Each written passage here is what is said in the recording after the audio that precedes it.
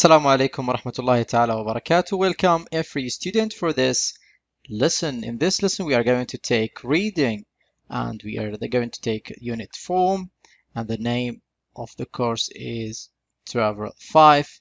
We're still in the first semester and we are targeting third secondary stage.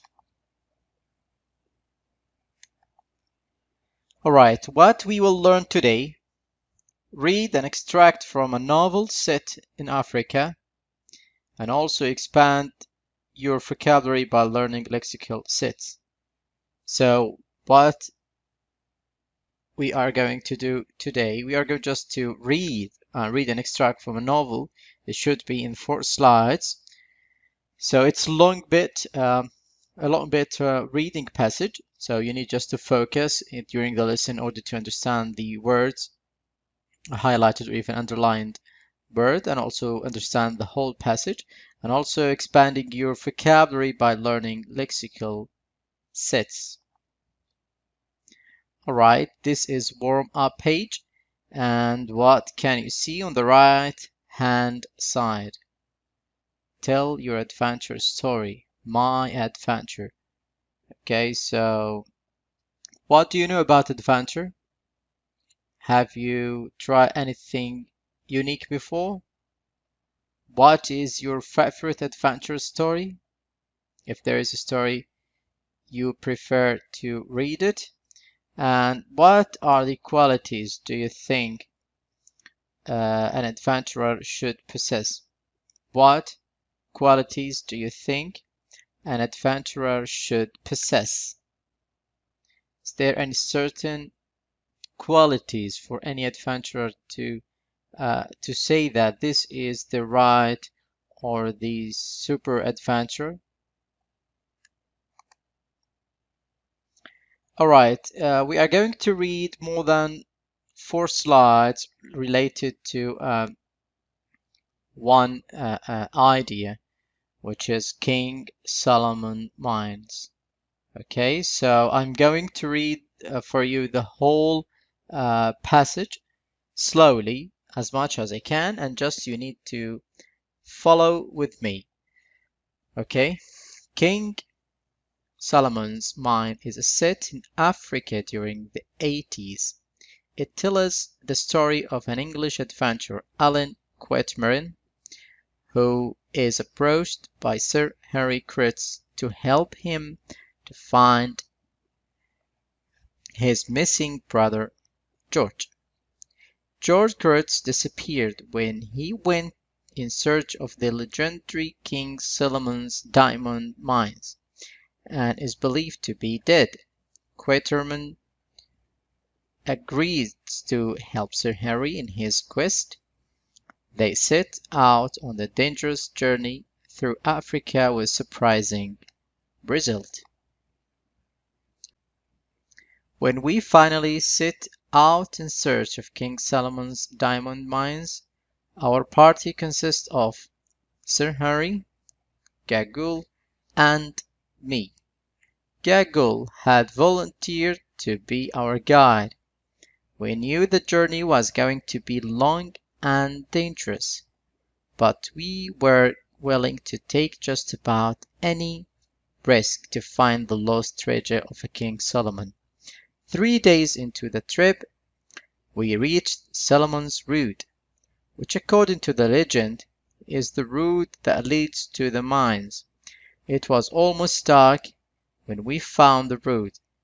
We were exhausted because we had been hiking through the mountains terrain for 8 hours, so we decided to wait until the morning to continue our quest.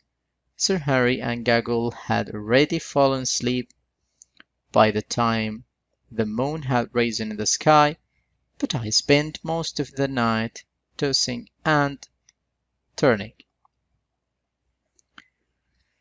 I cannot even begin to describe my feelings of excitement as we marched down Solomon's Road the next day. The treasure that had eluded so many before us would finally be ours. Then I remembered St. Henry's brother George, who had also been searching for the treasure when he was lost, Alan over here, or Alan over there, said Sir Henry. Suddenly I looked up and I saw three enormous stone statues in the distance. The mines, I exclaimed. We've found King Solomon's mines. I began running towards the cave when Goggle grabbed my arm. Do not be in such a hurry, Goggle said. I told you before, my lord, that mine is dangerous. It's better that I go in first.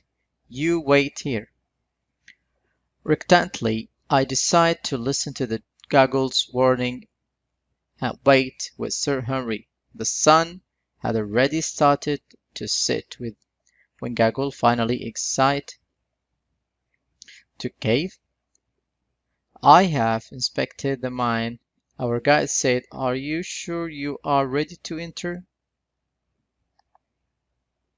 Yes, yes, we are ready, I said. Fine, said Google. Follow me. We did as we were told and followed our guide into the dark mouth of the cave. Once inside, Goggle lit a lamp and led us down a winding passageway before finally coming to a halt in front of the doorway. This room is the palace of the place of death, our guide announced. I was about to ask why when I saw something that terrified me, a huge white skeleton sitting at the table. What's that? I exclaimed. The guardian of the treasure, replied Goggle. Are you sure you want to proceed? Yes, yes, we are sure, I said. You are not afraid? No, I lied. All right, now we have an exercise related to the previous four passages.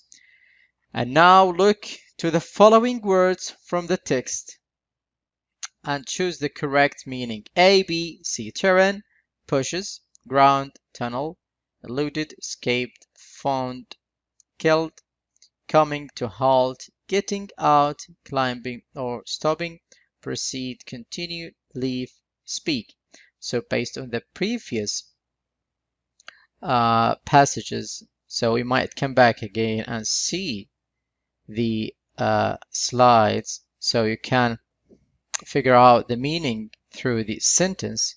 We were exhausted because we would have been hiking through the mountains terrain for 8 hours. So what's the meaning of terrain? Okay, and also the sentence, the treasure that had loaded so many before us would finally be ours, and coming to a halt and proceed. So choose only one word out of 3, A, B, C. And now it's time for the answers. Number 1, B is the right answer. For number 2, eluded, escape, coming to a halt means stopping. And number 4, continue will be the right option for proceed. All right, we are going now to continue the passage. And you should focus with me. I'm going to read slowly so you can just catch the sentences. Gagul walked behind the skeleton, examined the rocky wall, and pulled down a lever. There in front of us was King Solomon's treasure chamber. Give me the lamp, said Sir Henry, as he took it up from Gagul's fingers. I followed Sir Henry into the chamber and looked up around in awe. The room was filled with breathtaking treasures. Hundreds of ivory tusks lined the walls, and boxes overflowed with the jewels and pieces of gold. I was overcome with emotion. I could barely speak. There are the bright stones you seek, said Gaggle, pointing to 3 chests located in a gloomy corner of the chamber. At first, all we could see was dazzling glow. Then our eyes adjusted to the light. We realized we were looking at a chest full of diamonds. We are the richest men in the world, I cried. We were so delighted with our find that failed to notice that cave door was slowly closing. By the time you heard the thought, it was too late. We were trapped.